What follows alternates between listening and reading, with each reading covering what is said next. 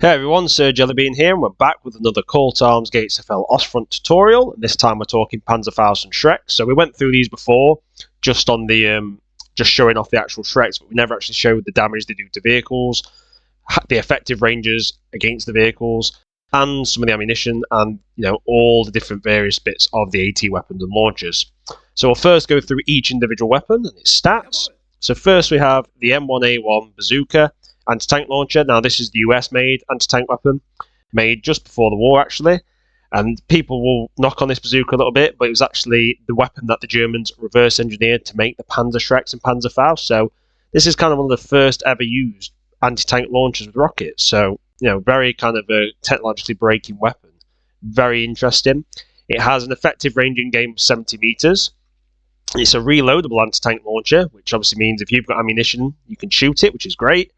It's also got an effective penetration of 88mm, and it's high explosive anti-tank heat. So remember, doesn't matter if you fire it 5 meters away or 70, it has the same penetration. It's actually a pretty damn good weapon, and it's actually quite a cool looking weapon as well. And you will have seen this in like Saving Private Ryan and Band of Brothers if you've seen those series or films. Next, we're going to go on to this guy who has the Faust Patron 30, which I believe is the Finnish version of the anti-tank launcher. I may be slightly wrong on that, but you can correct me if I am. Has an effective range in game of 30 meters. It has a penetration of 140mm, heat, high explosive anti-tank, so obviously it doesn't matter what range. But it is a disposable anti-tank weapon. So you fire it and then you drop it. So as you can see, this guy is armor 3, so he gets 3 shots. You cannot reload these. So there is that disadvantage, but that's kind of how these weapons were made. But still a very effective anti-tank weapon. Could probably deal with pretty much any armor at 140mm, apart from the toughest vehicles. Next we have the Panzerfaust 30, which has a range of 30 meters. It's a German anti-tank launcher. It's disposable, so you fire it and you chuck it, so no reloading. It's high explosive anti-tank with a penetration of 200mm, which is very powerful. It can take out any armored vehicle in the game. The only things that can probably survive it are the most heavily armed bits on a tank. And even then, I don't think any tank during the war had 200mm of armor. Maybe a certain area of the King Tiger, but even that, I don't believe so. So very powerful. Next, we have the Panzerfaust 60, which has an effective range, I believe, of 50 meters. So I'm just going to quickly check that. No, it's 40 meters. And it has, so Panzerfaust 60, it's German anti-tank launcher, it's disposable, effective range of 40 meters. It's high explosive anti-tank, and it has penetration of 200mm again, so very powerful. Only disadvantage it is fire and throw away. So if you only have 3, you only get 3 shots. If you only have 1, you only get 1 shot. But still a very effective weapon. Next we have the Panzerfaust 100, which is actually armored down here. We're just going to switch to it, get those 100s out, and that has an effective range, I believe, of 50 meters yet. Now this is another German anti-tank disposable launcher. This was the last one made in the series, obviously better range in game. And it is high explosive anti-tank with 200mm penetration, once again, another disposable launcher. But still very effective, can deal with any tank during the war. And lastly, we have the Panzer Shrek RPZB54, which there is another version of the Panzer Shrek with literally without the gun shield on it. And they have the exact same stats. Now this thing has an effective range of 70 meters like the bazooka. It is a reloadable anti-tank launcher, which is great. It has an effective penetration of 185mm high explosive anti-tank rounds. So in my opinion, it's the best launcher in the game because you get the reloadability, you get the range, and you still get that high penetration. So we're going to just now go through the tanks that they're kind of effective against. And obviously each one with the various weapons have different kind of effective uses. Now, straight away we'll start with the bazooka. Now obviously you get these if you play as the Russians. I can't remember where they come into. I do believe you get them in anti-tank units. Now, it obviously has less effective penetration than a lot of other tanks. So when we're looking here, as you can see, it is not going to penetrate the front of a Tiger, and I'll just demonstrate. Now, it won't penetrate the front of a Tiger because of that 88mm penetration. Now, the one thing the bazooka does have going for it is the range. At 70 meters, this thing has pretty good range. What we're going to do is just knock this guy back here, and I believe that's about, we'll know when it's 70 meters because it'll be that far away from it. Oh, he fired, whoopsie doodles. And a little bit further, and there we are, about 70 meters there. As you can see, at 70 meters, you can still hit tanks. Now that's a Panzer H, which is a pretty tough tank. It has 80mm of armor at the front. And as you can see here, just got a nice, good hit on it there. And we're just going to check the damage. Just switch him on to 0, and just see that that's already damaged the hull and the side skirts and the tracks, right? So that was a one shot at around 70 meters away, and as you could see, the round kind of arced over because it is a small high explosive anti-tank weapon. We're just going to fire another round in just to see the effectiveness on a central hit. Boom. As you can see, so a high explosive anti-tank weapon, 88 mils of penetration may not seem a lot, but remember it's heat, so it doesn't matter if you hit close or far, it is very, very effective. So I've got to say the bazooka is quite a lot better than people realise, and as you can see, very effective against medium tanks, but not so effective against the heavy armour. But it can penetrate things like the Tiger from the side. I will demonstrate this. I'll just move to the side over here, because a lot of people think, you know, they see it in certain films like Saving Private Ryan, like series like Band of Brothers, and think, oh, it was a pea shooter. No, it's not true. It was actually pretty good anti-tank weapon. It's just it wasn't as good against some of the heaviest bits. As you can see here, it's doing some light damage. Now, it won't always pen, but it can do some light damage against the Tiger, and it can definitely track the thing. And as you can see, no damage there, but it's not completely useless. I have seen it be fairly effective before, and it can obviously blow the cracks off quite effectively. But if you really want to go through something like a Tiger, you're going to go for the rear armour, but it can neutralise the Tiger quite effectively, so it's that is quite useful to remember. Next, we have the Faust Patron, which is obviously 140mm of anti-tank weapons, and this is the same as the Panzerfaust with the 30mm, but has higher pen. So we're going to bring both these together. Now, these weapons with a very short range have the disadvantage of, if you attempt to engage a target, you've literally got to be within, what, this distance? It's literally not in range there. Now, one thing you can do, it can fire further than 30 meters, so you can sometimes get a bit better, but you do have to be quite effective. Like, basically, that's your effective anti-tank range, whereas the 30 meters.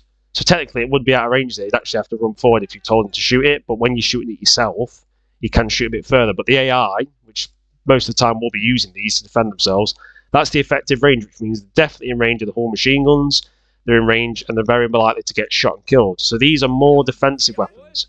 This also includes the Panzerfaust 60 and the Panzerfaust 100, but because these have a little bit more range, this one being 40 meters and this one being 50, they are a little bit more useful. I'd say the Panzerfaust 60 also falls into this category, which is defensive anti-tank. So, you know, you've got guys in the trench or guys behind the sandbag, something like a T-34 comes up and you go whoosh, and kaboom, hits the turret, takes it out. As you can see how it fired up really kind of weirdly like that.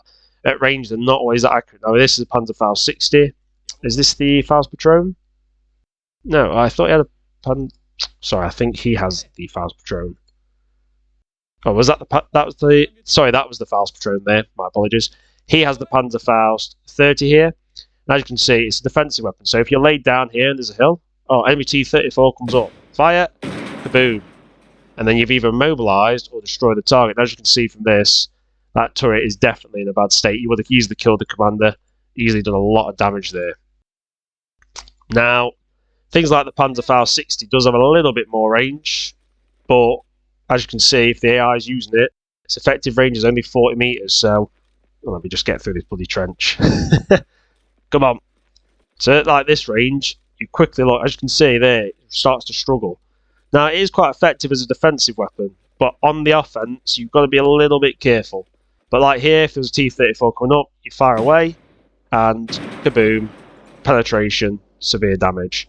So it can be very, very effective. Now the Panzerfaust 100 being 50 meters, I think you can use it more offensively, and this will still penetrate any tank that it comes up against basically. We'll just show you against a Tiger, because obviously the Russians do get access to some of these weapons. Something like a Tiger, it should penetrate if it's in range. Saying not, but that's strange, because the... Is it in range, that? Yeah, it should definitely penetrate a Tiger. As you can see, that definitely penetrated. So we'll just switch to that and show you the damage. As you can see, the hull there taking considerable damage. It is pretty effective. We'll just switch that Tiger back in case we fancy blowing it up later. Now, so all these are more defensive anti-tank, whereas the bazooka, I would say, falls into the same area as the Panzer Shrek, which is more offensive. And as you can see, the Shrek does have slightly less penetration than the Faust at 185mm. But even against things like an IS-2, you're going to do severe damage, as I'll show you here. As you can see there, the hull's damaged. And even anything that is not as heavy as something like an IS-2, you're pretty much guaranteed to kill it. So something like an ISU, you're going to do, if you hit that is, you're going to do severe damage. We'll just pump another round in to show you. As you can see, that's hit and done a lot of damage there. You can see the damage to the vehicle. You can see it's actually got a little bit. We'll see what actual damage it did. I'm pretty sure that would have crippled the hull quite badly. Yep, hull's really badly damaged there. So that's great. And something like an ISU, if you try and get the right weapon out. Oops, wrong thing. If we get the right weapon out there and aim somewhere like the turret where the ammo is, you'll normally do quite a lot of damage. As you can see, that turret's been completely crippled there as it's been knocked off the ring. Now against things like the Tiger 2, so we're just going to show you with the Panzerfaust 30 because they all have 200mm pens, the Panzerfaust. So even something like the Amazing King Tiger, if the Russians have access to this and this thing's rolling up to you, just aim and shoot. Now it can penetrate, sometimes it says it won't, but it's definitely got the ability. As you can see, a lot of damage can be done. We'll quickly switch back to see what's been done.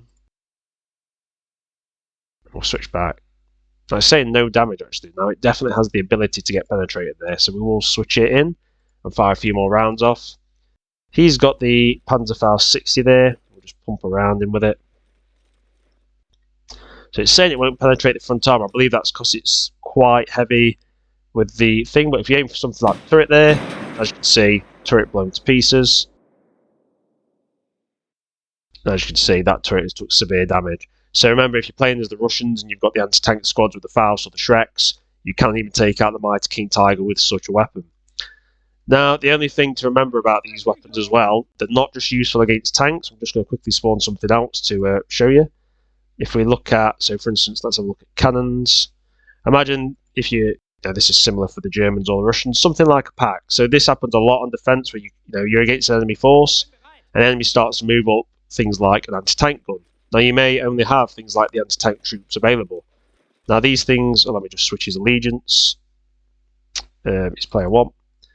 Now I never really used this until a while back, but I kind of discovered, so fire at something like an anti-tank, you'll do severe damage to it, and it will cripple it, but a lot of the times as well, when it penetrates, it will also kill the troops.